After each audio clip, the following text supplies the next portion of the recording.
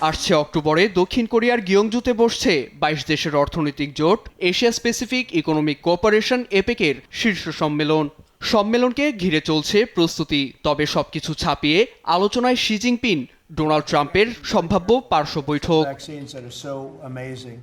ওই সম্মেলনের ফাঁকে উত্তর কোরিয়ার সর্বোচ্চ নেতা কিম জং উনের সঙ্গেও মার্কিন প্রেসিডেন্টের বৈঠকের জোর সম্ভাবনা রয়েছে, যদিও কিমের উপস্থিতি নিয়ে আছে ধোঁয়াশা। শনিবার ওভাল অফিসে সাংবাদিকদের প্রশ্নের জবাবে কিমের সঙ্গে বৈঠকের আগ্রহ প্রকাশ করেছেন প্রেসিডেন্ট।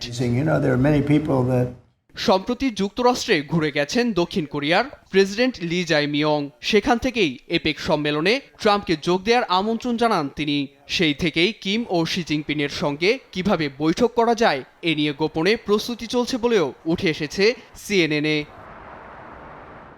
পারস্পরিক বাড়তি শুল্ক আরোপের জেরে সম্প্রতি দূরত্ব বাড়ে ওয়াশিংটনের। চীনা পণ্যে ১৪৫% শুল্কের জেরে পাল্টা মার্কিন পণ্যে ১২৫% শুল্ক আরোপ করে বেইজিং। যদিও আলোচনার মাধ্যমে সুরাহা করতে ৯০ দিনের জন্য স্থগিতের সম্মতিতে পৌঁছায় দুদেশ।